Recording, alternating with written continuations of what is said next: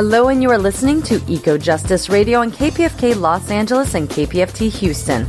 A project of SoCal 350 Climate Action, our show presents environmental and climate stories from a social justice frame featuring voices not necessarily heard on mainstream media. Welcome. I am Jessica Aldridge. On today's show, Reforest the Earth, planting the legacy of old-growth trees. Host Carrie Kim will be interviewing guest David Malarch, co-founder of Archangel Ancient Tree Archive. David Malarch is a fourth-generation nurseryman with over 40 years of experience in growing and supplying landscape trees for resale for the national market in northern Michigan. David and his sons co-founded Archangel Ancient Tree Archive in 2007. The project is dedicated to leading society towards sustainability by preserving, propagating, and planting living legacies of old-growth forest genetics, aiming to restore our arboricultural heritage for future generations.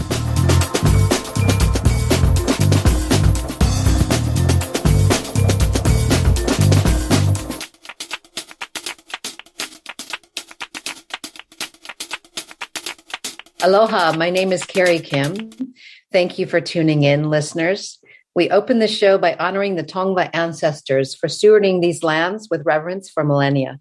As our show comes to you from the unceded territory of the Tongva, we owe a debt of gratitude for the continuance of their lifeways. Many have witnessed the unprecedented loss of ancient giant sequoia groves in the Castle Fire in Sierra Nevada, California, the only natural habitat for sequoias on Earth. Coastal redwoods were also gravely impacted by lightning-induced fires. A recent report from Christy Bingham, Chief of Resources and Management at Sequoia and Kings National Park, estimates the losses at 7,500 to 10,600 sequoia trees, which is 10 to 14% of the world's natural population. The trees range in age from less than 100 years old to 3,500 years old. The death of these and other sacred old-growth trees is a drastic harbinger of the scope of our human-induced climate crisis. In this episode, we welcome David Malarch to offer a call to action on behalf of our tree ancestors. He is co-founder of Archangel Ancient Tree Archive and Champion Tree Project, both of which are dedicated to propagation of ancient old-growth trees, archiving and preserving their genetics, and reforestation of their living legacies worldwide. Welcome to the show, David. It's my pleasure to be here. Thank you. We are so grateful for your presence and the mission you're now fulfilling on behalf of these old-growth trees. Could you open the show by providing a little backstory on your history with nurseries? I live in northern Michigan near Traverse City, and I'm 71 years old. And my father, who has passed, started in the shade tree industry here in 1964. So since 1964 until present, we've been raising trees for the nursery industry for major cities in the Midwest. And about 30 years ago, we noticed that the trees that the nursery industry was growing weren't doing so well. We started losing species back then, like birch, like oak, like elm. And we really didn't know why the demise of these species that we use to in the landscape industry. And lo and behold, we came upon this thing called climate change. And we came into things called invasive species or diseases and bugs that we've never seen before. And that was about 30 years ago. And we said, well, if we don't get a handle on this, as an industry soon, it could dig into our profits. Well, fast forward 30 years, most of the major species of trees that the nursery industry grows has one or two invasive species pests that will probably be the demise of the parent forests of those trees in this country. With climate change, let's just take, for example, the bristlecone pine in the White Mountains there in California. It no longer gets cold enough in the winter, average lower temperatures, to kill the beetles that have attacked those trees. But Mother Nature's kept those beetles numbers small and at bay until the last several years where it's been too warm in the winter. They're thriving. And now even the bristlecone pine, the largest measured, oldest trees on Earth, are probably going to leave the planet. They're not only endangered, most scientists don't see how they can survive the attack of the beetle.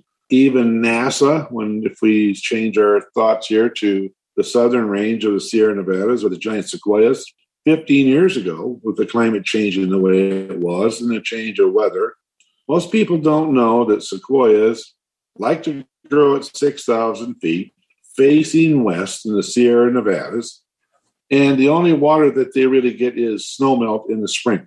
Mm-hmm. Well, for the last 10 or 12 years, there has been very little snowmelt in some areas. And between global climate change, because of the change of the weather and no snow, the droughts, we'll probably see the end of the giant sequoias after millions of years of being here.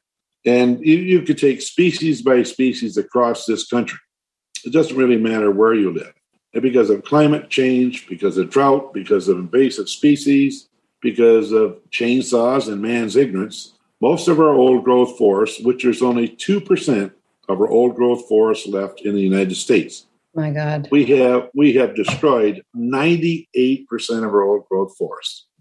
That's unbelievable. I mean, the statistics are staggering. Well, in coast redwoods, the only native range of coast redwoods, of course, is in California, from Big Sur north 500 miles to the southern Oregon-California border. And in our infinite wisdom, we've cut down 95% of the old growth, the only old growth coast redwood forest in the world. Mm-hmm. Less than 5% survive in remnant forests that are not attached. And their future is very precarious because we've opened up the inner core of exposed them to the sun. They're not doing too well. So mostly in the name of profit and greed. And one of my favorite sayings is that man's greed knows no limits. Mm-hmm. We have traded trees that we have no idea of the value that they play for humans as well as in the ecosystems and cut them down, thousands of year-old trees, for money. Mm-hmm. That's where we stand today. That's the bad news. But I think if you would like to listen to this show, there's some good news coming. With our work for the last 30 years of cloning and genetically archiving and living libraries, the genetics of the last of these great trees, which we're doing, we now have the ability to rebuild old growth forests for the first time ever in the history of the world, utilizing old growth forest genetics. It's called cloning. Mm-hmm. So I think that's what we'd like to talk about today. But, exactly. If you can speak about the vision of Archangel Tree Archive and also the Champion Tree Project. Maybe if you could first, David, if you could first explain what is the term Champion Tree? What does it mean? I don't know that people fully know. Back in the 1960s, we knew about climate change. We had heard about climate change, its potential. We heard about holes in our ozone from aerosols back in the late 60s. This is nothing new. We decided to do little or nothing about it for decades. And about 30-some years ago, because of the changing of the climate here in Michigan, because of invasive species from other countries, we were losing our shade trees that provided our food, our shelter, our homes. That was our livelihood. Mm-hmm. When somebody starts taking 25 or 30% of your paycheck every year, you pay attention. So we started to pay attention. Why can't we grow birch anymore? Why can't we grow oaks anymore? Why can't we grow these trees for the nursery industry? And it's because of, what we've been talking about so far. So we said, well, the criteria for shade trees for urban replanting in your cities or your yards or whatever, normally the way the industry has gone is that they pick trees that have pretty colored leaves or pretty flowers, and no thought at all was ever given to sustainability or longevity or disease resistance.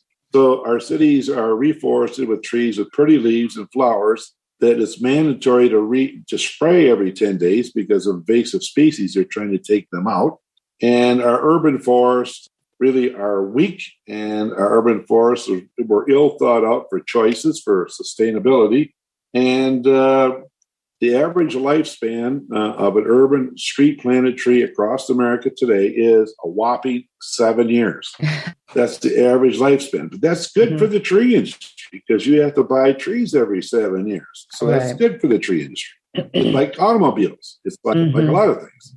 Well, my sons and I said, well, what about if we went to the largest and oldest of the native species of trees here in Michigan, like the largest and oldest sugar maples, the largest and oldest oaks, the largest and oldest fill in the blank. Mm-hmm. If we tried to clone those, genetically clone the largest and oldest of the living species, I wonder how that would stack up compared to the longevity. And, I sort of like to reforest our cities with the trees that they cut down to build the cities. So the first year, 30-some years ago, my sons and I found the national champion sugar maple, the national champion white ash, the national champion, I believe it was, I forget the 4 species, and we were going to try that. Well, all the universities that we contacted with their idea said it won't work. The old trees, you cannot reproduce old trees. It's like asking a 115-year-old female to have a child. It won't work. Don't bother. If it would have worked, we would have done it. We don't want any part to helping you. So we weren't easily dissuaded. So we did find the national champion, which is the measured largest of its tree of its species in the country. It's a combination of the diameter of the trunk, the height of the tree, and the width of the crown strip. Mm-hmm. And there's only one national champion. And there's lists of where these trees are. So we said, well, let's go after the national champions of several species of trees and see how they would do. Well, I'm telling you, we about got laughed off the face of the planet from the people in academia and the tree industry, because don't you know, you use the younger and the more vigorous tree, the easier it is to reproduce that tree. You don't go to several hundred or several thousand-year-old tree. It won't work. Mm-hmm. And so that held true until the first 4 trees we tried, all national champions, did work.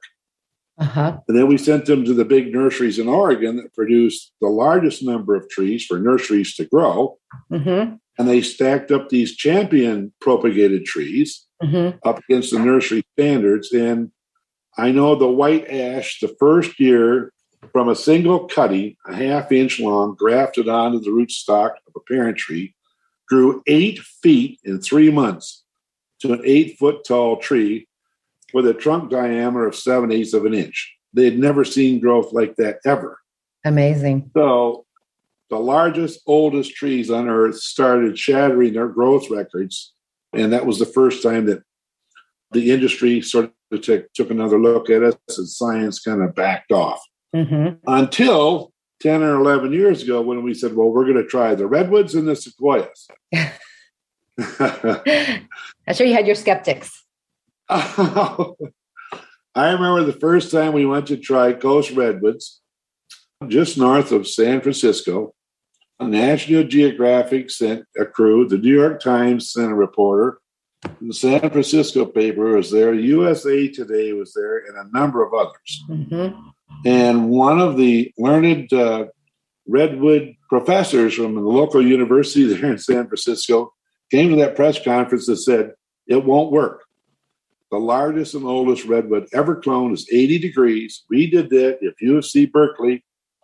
And any man that says he can clone a redwood, clone a redwood, several hundred or several thousand years old is mistaken. And that was, he said that at the press conference. Mm-hmm. Well, nice to prove them wrong.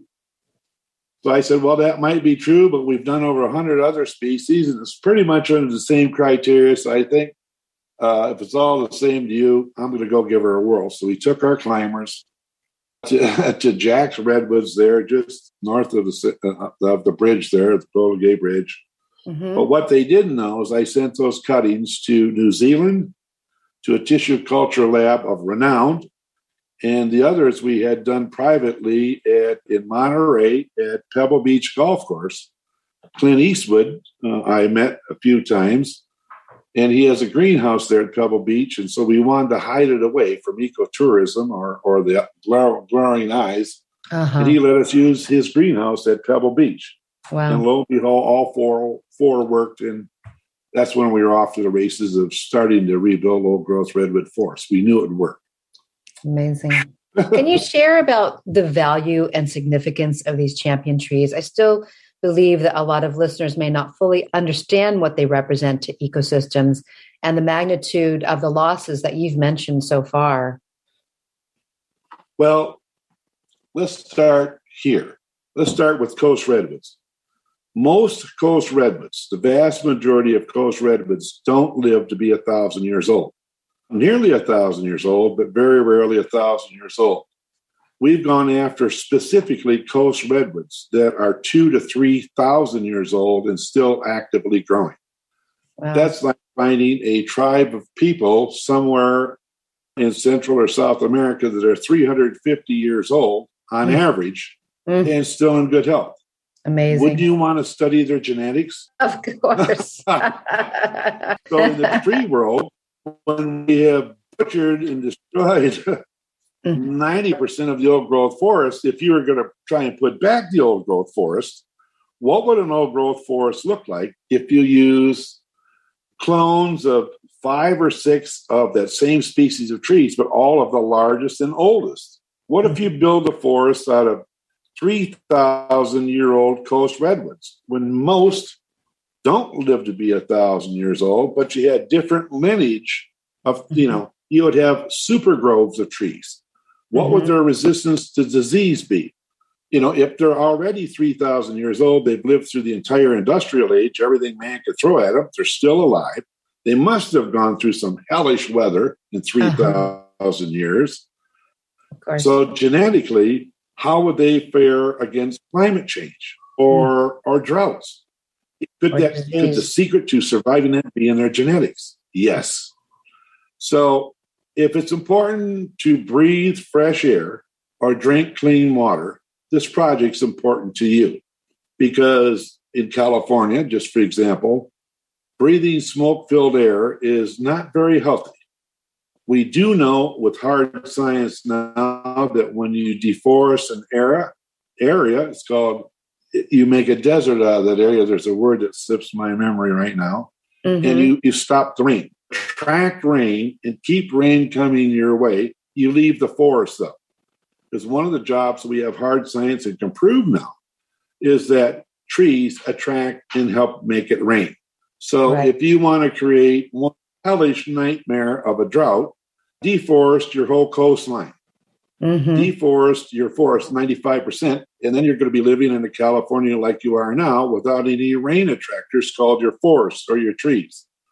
We also know now with hard science that the coastal redwood range and the coastal range on the Pacific coast from British Columbia all the way down to Mexico, the aerosols from those trees have positive health benefits for all living human beings, animals, and even the fishes along the coastline. The demise of the coral reefs and the fishes is due in part now from the deforestation of those coastal forests. And we have hard science to prove it. Jim Robbins, Robbins, wrote a book, The Man Who Planted Trees. It's been out for 6 or 7 years. And he's a New York Times Science Times reporter, travels the world. He's an elite writer, and he followed us around for about 10 years. Jim wrote a book, The Man Who Planted Trees, and it's footnoted with hard science, the latest hard science of why trees are important for coral reefs, why trees are important to create oxygen and aerosols for the health-giving benefits for all living things. There's so much. Why, when we deforest the coastline in California, in that book, it's just amazing how critical our old growth forests and forests are to human beings and our well-being. And now we're beginning to start to reap the rewards of selling those off for a few individuals to get very, very rich. Exactly. Devastating history. We're going to take a break right here, David, and then we'll pick it right back up. All right. Hey listeners, quick break here. We hope that you're enjoying EcoJustice Radio. We air every Monday at 9 a.m. on KPFT Houston and every Wednesday at 3 p.m. on KPFK Los Angeles. Stay connected to us by subscribing to EcoJustice Radio on all major podcast apps and visit our website, ecojusticeradio.org. When you go there, you can check out previous shows and guests, and you can get connected with us on social media. Today, you are listening to Reforest the Earth, Planting the Legacy of Old Growth Trees. trees with our host Carrie Kim and our guest David Malarch, co-founder of Archangel Ancient Tree Archive. So, David, it seems we need to be capable of properly mourning the loss of these ancient trees in order to be part of their restoration. Anyone who's stood among the awesome greatness of these giants, they know they're not easily replaced. But we live in an era of hyperspeed and ageism. It seems hard for modern people to truly contemplate and appreciate the importance of something that has lived 3,000, 4,000, or 5,000 years. Your thoughts on that? My thoughts are it's mind-boggling to go into one of those forests that stand in front of a tree and put your hands on one of these giants in California and know that that tree right there, the one you're touching, was 1,000 years old when Jesus walked the face of the earth. Mm-hmm. They had been living in California doing well for 1,000 years when Christ walked the earth. Mm-hmm. That kind of gets your mind around how old these beings are. But let's get some facts to one of these ancient beings. A mature giant sequoia is about 1,100 tons, 1,100 tons. Mm-hmm. Dry weight.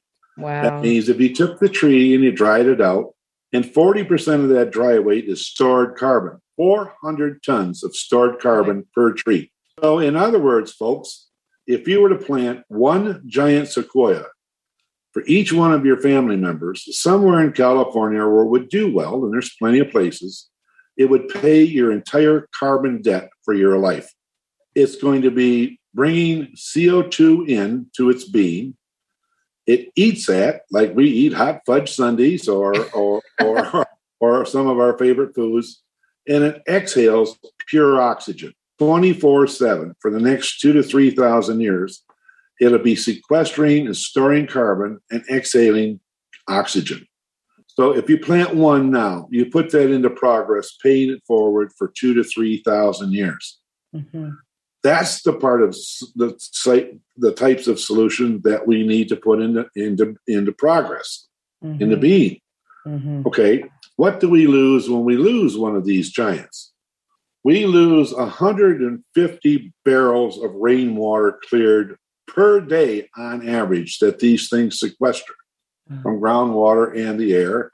We lose 8 tons of fresh oxygen every day that's created.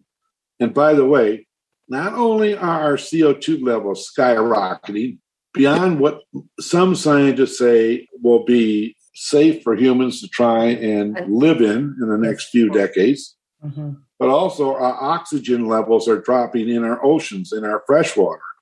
Exactly. And people wonder why mammals can't reproduce. Okay, so it's a two-sided coin, which, most people have heard of the one side of the coin called excess CO2. Mm-hmm. But just as dire and just as important as the other side of that coin, it's called oxygen. Mm-hmm. Okay, our planet, Earth, is the only planet with water, which is H2O, mm-hmm. which is oxygen, a component of hydrogen and oxygen. So if the oxygen levels and the temperatures are warming along your coastline so much that mammals are having a hard time reproducing, and even phytoplanktons, mm-hmm. that means we need more damn oxygen in the atmosphere. And how are we going to put it in there? Mm-hmm. That means we all take responsibility and plant a few trees. So if we all planted one tree a year and saw to it that it lived, for every family member, for every human being, man, woman, and child on earth, if we only planted one tree a year, each of us, mm-hmm.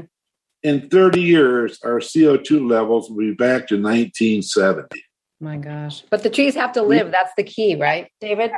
The trees have to live. People plant a lot of trees and they don't live, or they plant the wrong trees for the habitat.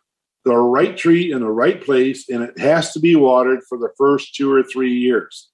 Okay, mm-hmm. You can't plant trees and walk away like mm-hmm. most tree planting groups do. And most tree planting groups absorb a 90% loss. So everybody likes to party and plant the trees and feel good and the kumbaya and all the ceremony, and then they walk away and they all die. That's not progress. Yeah. Okay, we're more intelligent beings like that. Before we plant any trees anywhere, you make sure that it is trickle irrigation or a solid watering program for at least the first 2 years to help get it started. It's like having a baby, putting the baby in the baby's room and leaving for 2 years. Oh my God. Well, we had the baby. It should be able to take care of itself. It's the same dang thing. The nurturing part is the part that everybody's missing. So, well, I live in an apartment, or I live in this, and I don't have any place for trees. We have lots of public places for trees. Exactly. We have lots of public lands. We have schools. We have churches. We have synagogues. We have lots of open places. We have millions of miles along our expressways and our highways called medians and shoulders. That's called point source remediation. So what your challenge might be is to find a legitimate tree planting organization and preferably join it. Take your children and join it. Do it with your children. Turn your children on to nature, okay? Do it with them. And go plant a few trees with a real credible group that makes sure there has their watering program in place and protection from the animals and things for the first couple of years, and set into motion paying your own CO2 debt. I like that. Every year, each one of us has a CO2, a carbon debt. Every mom, dad, kid, everybody that uses paper, that breathes air, that uses furnaces, drives cars, we all have a CO2 personal debt. Shipping boxes. Everybody likes to shop from home and FedEx. Online, everything comes in a box. Okay, so the fuel to ship it, the boxes, and the paper to ship it, that all adds up to a private CO2 debt and an oxygen depletion debt that nobody wants to look at. Yeah, I think that's a very important point you're making about the oxygen depletion debt and replacing the oxygen as well. Exactly. And there's easy calculations. If you go to our website, Archangel Ancient Trees, and we're a 501c3 nonprofit that's not fully funded this year, like most years. Go to our website at Archangel Ancient Trees. Take a look at some of the data and the hard science that I've mentioned. Take a look at a way that you can help pay your CO2 and oxygen debt by empowering people. It's in San Jose, California, 22 schools with 20,000 school children waiting for our redwoods and our sequoias that they want to plant. If you want to get involved in one hell of a good project, folks, there in California, help fund 20,000 of your school children that want to reforest old growth redwood forest it's now called San Jose, California, because it was Oakland, California, down through San Jose was all old growth redwood forest that's now called Silicon Valley. Along the streets, schoolyards, we could put thousands and thousands of those trees in with your financial help. You'll help us produce those to get those into the hands of those school children, and they want to start this fall. Another project we have in California is the Presidio in San Francisco. Presidio asked us 3 years ago, they said, we'd like to reestablish an old growth redwood forest that got cut down to build this facility. We started providing redwoods from clones of the largest, oldest redwoods alive today. And we're starting to begin to rebuild an old growth forest, helping the Presidio do that. That's another project that you could become involved in. In Los Angeles, there's other tree species for arid, dry regions, not redwoods. There's tree species that need to line every street, every sidewalk, every house, every apartment building to start paying back the CO2 debt of each of us and our oxygen debt. So it would be helpful just to send in some donations to make our work possible, and other environmental groups that are for real. Definitely you and others need to be supported in fulfilling this mission, because it's for the entire planet, really. It's actually for survival. Bring the check with you to one of these projects with your children and get involved, okay? We're in Michigan. Our volunteers and our people that support us are mainly from the East Coast and the Midwest. We're doing projects internationally, but California has millions of school children that are asking for trees up and down your coastline to be produced here in Michigan at our expense. Let's get more Californians involved in being part of the solution, not just part of the problem. Exactly. Well, I think people are ready for that because we've witnessed so many fires. People have undergone so much. I think they're beginning to understand the gravity of what's happened and what needs to happen as far as ecosystem restoration of these old growth trees. The good news is that we can reverse climate change. Mm-hmm. Okay? 100% agree with you. Okay. But it's going to take all of us a concerted effort, grassroots, to do it. Right. It's not a passive activity. The government is not going to save us. Corporate world is not going to save us. Science is not going to save you. Mm-hmm. You are going to save you with your children, your friends. If we all do a little bit, we can go after this thing and we can reverse it. Mm-hmm. If we wait for corporate America, the government, or some pie-in-the-sky organization, we're all going to go down. I mean, the handwriting is on the wall. Have you thought that these fires in the drought are just beginning? Mm-hmm. This is just the beginning. Right. Well, Nate Stevenson, a research ecologist with the U.S. Geological Survey, had mentioned about the sequoia destroying fires, of course, have increased over the last decade. So the sequoias, the handwriting's on the walls for all sequoias. It's getting too hot and too dry. Mm-hmm. Okay. When you have exploding canopies and the things that are, exploding tops of sequoias, there's a problem. I mean, there's been a problem, of course. But as you said, it's been going on when you talk about things have been known since the 60s. But there was just inaction and there was a continuing just empowering greed more than ecosystem restoration wasn't the focus. Exactly. If we all change our ways just a little bit, if we all do something, even in small amounts, if you listen to this program and say, all right, I'm going to plant at least 2 trees a year for myself every year that I remain on this planet. Mm-hmm. Or let's say that you're a parent and say, all right, there's myself and our 2 children. I will plant 6 trees a year for every year that I'm still on the planet. It's concerted efforts by the grassroots efforts that's going to turn this thing around. Big corporations, big science, big government can't do it. Mm-hmm. We're going to have to do this. We're going to have to make more intelligent choices with the most powerful thing that we have. It's called our checkbooks. Mm-hmm. What are we going to consume? Mm-hmm. How is it produced? How is it packaged? Okay. Mm-hmm. So another empowerment program you already have. The dollars that you have, that you earn, that you're in control of, let's be more intelligent on how we spend those on the commodities and the things that we buy. Let's buy with the sustainability lens on. Let's buy and consume with the idea that, yes, my children need and deserve a shot at the quality of life that I have had for myself. Right now, they don't. Yes. Right now, I think we do. I think even if people are replacing their toilet paper usage and how much of the boreal forest has been cut down just for that, we should be planting trees for that. Well, almost everything that we eat, we drink, we wear, we purchase for our homes, there's more intelligent ways to purchase that, not just for today, but thinking into the future, for the future of our children and our grandchildren to come. That's the lens that we need to shift to now, not soon, but starting today.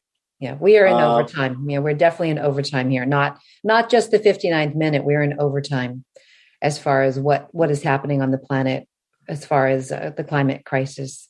Can you speak, David, some more about the evolution of sequoia trees, their fire adaptability, and why they're not capable of surviving these intense megafires brought on by the climate crisis we've induced? Well, there's 3 kinds of redwoods in the world. Let's just start there at the basic, redwood 101. There's 3 kinds of redwoods. There's the coast redwood, which is in central and northern California. Mm-hmm. There's the giant sequoias that are primarily, in the southern Sierra Nevada range of California.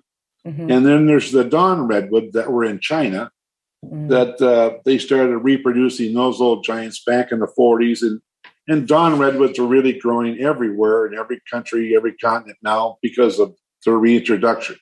Mm-hmm. But let's take coast redwoods. Let's start there. Okay. Coast redwoods are the tallest living organisms on Earth. Mm-hmm. The giant sequoias are the largest living organisms on Earth in the plant kingdom. And the dawn redwoods are some of the oldest. They're hundreds of millions of years old, and they were basically out of China. Mm-hmm. Coast redwoods are basically fireproof. Mm-hmm. On a mature coast redwood, the bark is 12 to 18 inches thick, and it is fireproof. Okay. Mm-hmm. So on their own, coast redwoods are primarily disease and insect resistant, or they wouldn't have gotten this old. They're basically fireproof. Mm-hmm. But what we did in our infinite wisdom with Smokey the Bear is fire suppression. Fire suppression. We put that into place, and then massive overlogging to open up whole areas, to clear cuts that invasive species and the fast-growing species come back quickly within 10 or 20 years, and it's fuel for the fires of the remnant forests that are left. You add that with our excess carbon in our atmosphere, and that's called a drought. Mm-hmm. A lot of California is going through its 12th year of drought. I don't know anything that can wait 12 years for a drink of water. Could you? No, we live here, we know. And then the loss of fog because it's too hot for these trees to top water, which they do. We've set up the perfect storm with our intervention of greed and ignorance. And the handwriting is on the wall. And how can it get that hot? Well, Mother Nature brings fire along as a friend every now and then to clean up the forest floors with fires.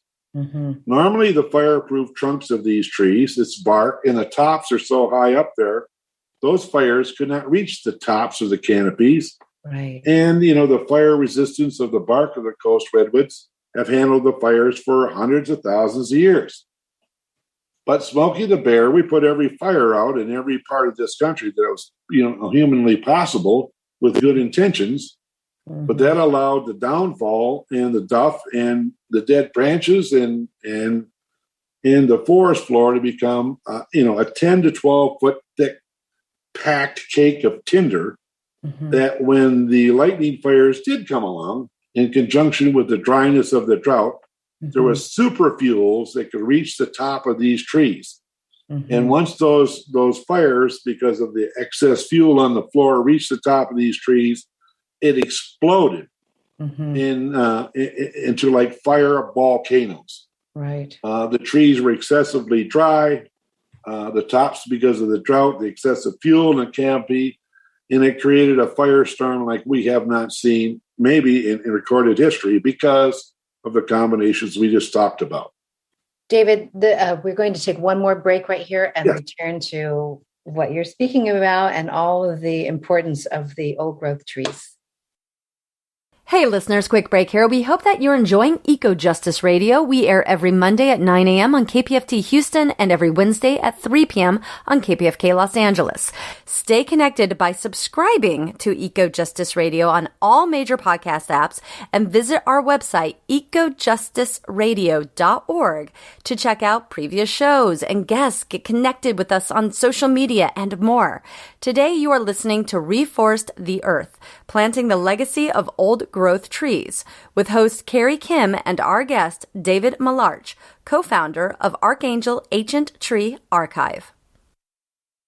So David, I want to ask you about management and stewardship of the forest. We know that indigenous peoples worldwide have been protecting forests and been living in harmony and relationship with forests and ecosystems worldwide for countless millennia, with ease relative to what we see now. I mean, we've basically decimated the planet in short order in just a matter of, hundreds of years.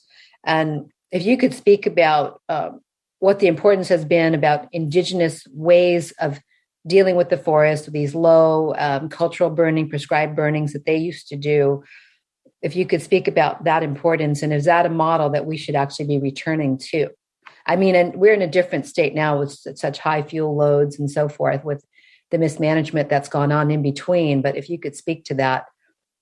And the corruption. Way forward for stewardship. And the corruption in Washington, D.C. of lobbyists that have sold off our national forest for pennies on the dollars, literally pennies on the dollars, as political favors. That's been going on for too long. You have to take a look at it too long, and that has to stop now. We have to shine a bright light in those corridors and say, okay, for our sake and our children's sake and our grandchildren's sake, to have a chance to live on this planet, we need to change the way we think about trees. Up until recently, trees were looked at as a commodity, like corn, like steel, like any commodity, which gave them license to clear cut and sell off our state, national, and private forests for pennies on the dollars to foreign investors or as political payoffs, which has been done. Okay, trees are not a commodity, folks. They're a living, conscious being, just like you are. There's hard science now, if you choose to read the books, how trees talk to each other. And lo and behold, trees talk to humans. Trees understand humans. They recognize humans. Trees have feelings. There's hard science now that when you put a chainsaw or an axe in one of the trees in any forest, it expresses that pain to all the trees around it, and we can measure it and we can record it.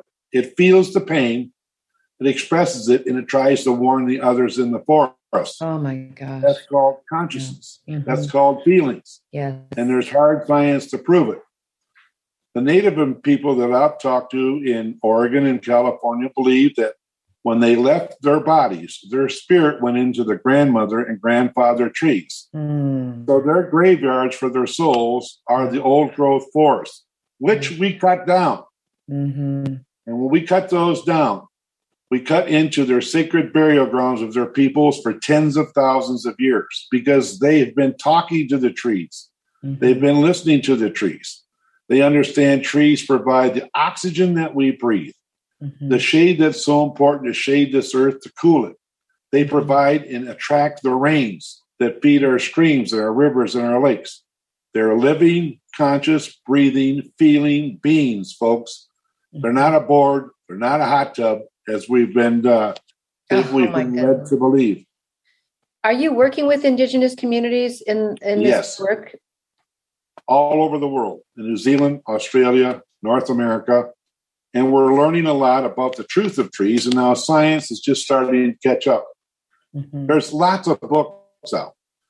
Is there a book you would recommend, David, speaking about the consciousness of trees? Because it seems so fundamental, from our children to adults that need to understand actually trees on this level, because there's such a disconnect with nature for so many modern people. Well, I'm a little bit, I'm a little bit maybe prejudiced. I like the book they wrote on our project, Jim Robbins, the New York Times Science Times reporter, The Man Who Planted Trees by Jim Robbins. Okay. He's footnoted. He interviewed the top 100 forest scientists around the world. Can you tell us about the Living Champion Tree Archives and the significance of the genetics that you're preserving? I mean, we've kind of gone into it, but if you could speak specifically on the Living Champion Tree Archives. Yes. Well, there was a pretty famous movie out and a book out about 30 years ago about a guy that was trying to research dinosaurs, and he was trying to find dinosaur DNA. And so he looked in mosquitoes that were captured in amber from thousands of years ago, and perhaps maybe be able to study the DNA of dinosaurs by finding the mosquito that might have been a dinosaur that was captured in. That's one way to do old growth, anything, genetic study. I came along and I said, well, listen, we're losing our forests all over the world. We're losing 8,000 species of trees a year. Wouldn't it be easier if we left living libraries, living genetic libraries for science, to be able to go to these living libraries from now for the next few thousand years and study the genetics of the great trees in a living library? So why don't we take the 5, 6, or 7 top, oldest, best of each species of trees, put them in a living library, usually on college campuses, so the people that study them don't have to go bushwhacking and try and climb 300 or 400 foot tall trees. The genetics are right there, alive, to be utilized to repair the damage that we've all created. That's called reforesting the planet. But let's reforest it with the strongest, best, healthiest trees in their genetics, and let's put them right there on the campuses where they can be studied, reproduced, and get busy reforesting this planet. So the libraries are in different sites? Is that what it is, that the library is spread throughout? Yes, because the best tree to plant are the native trees of your area. So anywhere in the world, any country, any region, the native trees, the biggest, best, oldest, strongest native trees are the strongest, best genetics to utilize for reforestation. The trouble is, as we've logged off 4 or 5 different times, 4 or 5 different cuttings, our native forests, we took the mother trees first. The mother trees are the trees that provide the genetics for the fingerprint, the strongest fingerprint of the forest. But they happen to be the biggest, strongest, straightest trees. And guess which one the loggers go after first? The mother tree. Yeah. It's symbolic as well. I mean, And as we forest off a plot once, twice, sometimes here in the Midwest, the same plots have been cut down 5 times. You leave the junk of the junk of the junk. So the crooked, the scrawny, the disease is what they leave. So as that forest rebuilds itself, it's trying to rebuild itself with the junk of the junk of the junk genetically. So it's like having 100 of the best prized beef cattle, 100 of the best anything in the world. Right. And every year you take the 98 of the best ones and you leave 2. So you take the best 98, leave 2. Let those 2 reproduce out. Then when they get up there old enough, you take the 98 of the best of those 100. That's called the junk of the junk of the junk genetically. And that's what our forests are right now. So how are the libraries started? Do people come to you, or do you have specific organizations you're working with to plan out these libraries? Well, first you have to have a list. So we hired 2 of the world's best silviculture minds, academic minds in the world 12 years ago. And we said, what are the 100 trees worldwide that humans absolutely have to have for planet Earth to survive? So if there's 100 tree species left, which are the most critical for human life to, be available?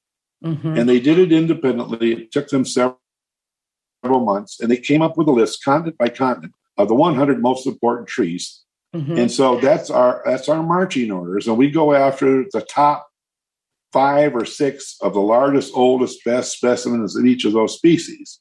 We climb those trees, we clone those trees, and then we bring them down and preserve the genetics. Okay.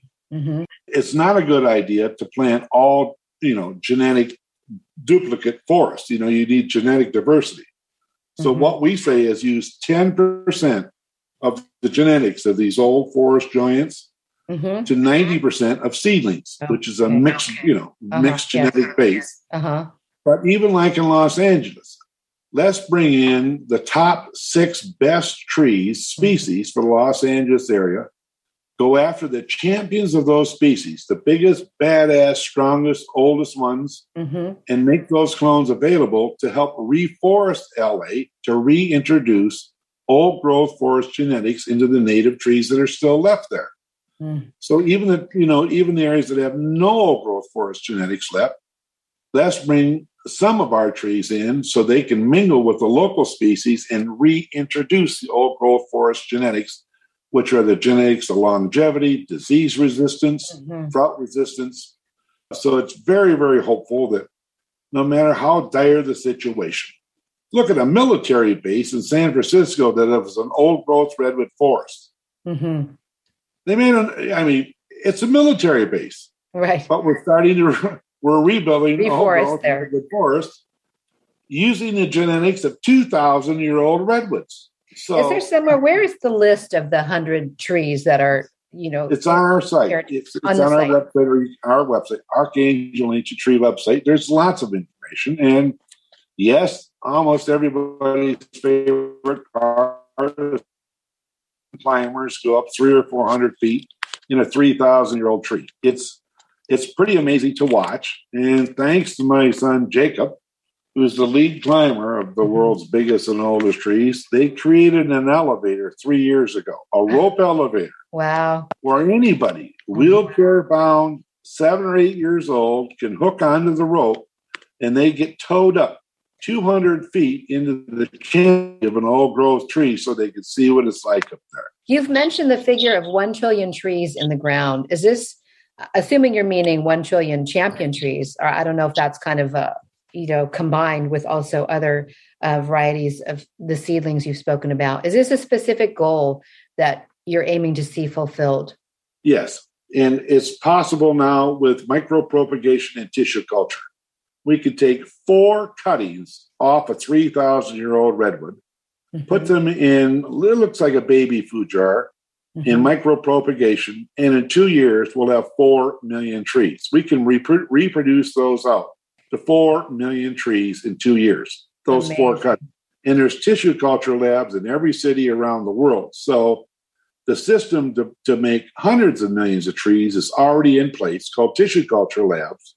It's getting them the genetic material to get started, and then to enlist and help in tree school the students of the schools in that area to get them in the ground. This is doable, you guys. Yes. David, what about on the ground, sustaining the trees on the ground? Because we know that there is degraded soils worldwide, and even if you plant the tree, the hydrological cycle is out of balance. There's no guarantee that tree is going to survive for any length of time, given the state of the world's soils and the loss of topsoil. And could you speak about how that needs to change in order to support these old growth trees surviving? Yes, any tree. In Israel, who began this back in the 40s or the 50s, all over the Mideast, all over the world, we're going to a thing called trickle irrigation. Trickle irrigation is very, very inexpensive to set up, and it maximizes the effectiveness of any water usage at all. And a little bit of trickle water to each tree per day on a timed basis will sustain that tree to get going. Okay. Overhead irrigation is a tremendous waste of water. And by the way, Los Angeles is about to run out of water, and you're going to find out about that because the reservoirs are empty almost everywhere. Okay. So it's something, trickle irrigation is the solution there. And if you're not able to set that up because there's not a well available or whatever, you have to empower people and get them to pledge to put water on that tree once a week for the first 2 years. Not in the wintertime usually. Right. But during the growing season and the heat of the year, somebody has to take responsibility. And the way we do it is we get donations to hire 3 or 4 school kids. And Ford Motor Company loans us vans, or a corporation loans us vans for those school children to use. One keeps a clipboard and keeps track of each tree that gets watered. They get paid for a summer job. Oh, they feel really good about it. The accountability is there. They learn about the accountability. Yeah. And they love it. I'm sure they love it. And so does the corporate world. Like, wow, we're helping empower these kids. We're loaning them a vehicle or giving them money. And so we've had great success with that. But the real answer is trickle irrigation. But if not, in urban areas, you can get corporations to donate vans or the leasing of the vans. You have contests, and you hire your high school students that you need a summer job anyway, to do accurate accounting of the watering of each tree once a week. And it's a win-win. Win-win all the way around. That is fantastic to involve the children and the youth in this. It's imperative that they get them outside, have the knowledge. Are you working with indigenous communities to propagate trees as well? Because it seems like that's one of the perfect communities to be partnering with to ensure longevity. A little bit. We're working with the Chippewa tribes here in Michigan. We've had contact with several of the tribes out west, but we'd like to see more of that. And there's some skepticism on their part towards, tree planting groups, and I don't blame them. Not the cloning, the accountability of people that make them promises. Sure, I understand. That's a history of broken promises. Exactly. But, we're making inroads there, and we're all on this same planet together. However this planet ends up, we all end up in that same boat. None of us are immune. None of us are safe. Exactly. Everyone has to take part. I mean, everyone has to, there's a responsibility we have for our lives, period. So, and that includes everything you've said about our carbon debt, our CO2 debt, just the cost of our living. It's just to live here on the planet. We have sacred reciprocity. So, David, can you let listeners, we're getting down to the end of our time together, but if you could share again with listeners the places that they should connect with you, with Archangel Tree Archive, if you could give some of the links. Okay. Well, the name of our group is a 501c accredited, federally accredited nonprofit. It's Archangel Ancient Trees. And we have a website. And if you just Google up Archangel, you'll go there. You don't even need an address. Go to Archangel and you'll find us. David, thank you so much for being on the show. What you're doing is incredible work for the planet, and everybody needs to be on board. Everyone, as you said, needs to be planting trees and sustaining the life of those trees. Yes. And making wiser choices where we spend our money. And we have a saying here at Archangel Ancient Trees, which is very, very true. We all say this all over the country, wherever we're at. We're working for the world's grandchildren. And that's our motive. That's our intention. Because if we do a good job, they have a chance of making it. Exactly. If we drop the ball at this important time, they won't have a chance for life as we know it here on this planet. So we'll just do it. Exactly. Do it for the future generations. Listeners, please check out Archangel Ancient Tree Archives, participate, volunteer, and we just have to keep going. Thank you again, David. It's been an honor and a pleasure, really. An honor and pleasure. Back to you. Thank you so much. Thank you to our guest, David Malarch from the Archangel Ancient Tree Archive, and thank you to our listeners for joining us. This has been Reforest the Earth, planting the legacy of old-growth trees.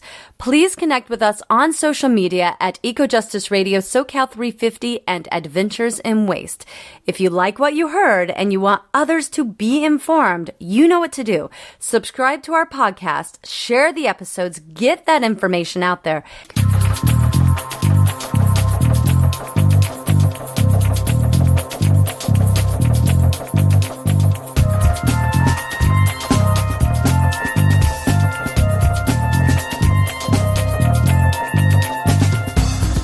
You have been listening to EcoJustice Radio on KPFK Los Angeles and KPFT Houston, a project of SoCal 350. The show can be found on kpfk.org, kpft.org, all major podcast apps, and at ecojusticeradio.org. Created by Mark and JP Morse, executive producer Jack Ite, producer and co-host Jessica Aldridge, co-host Carrie Kim, engineer Blake Lampkin, and original music by Javier Cadre.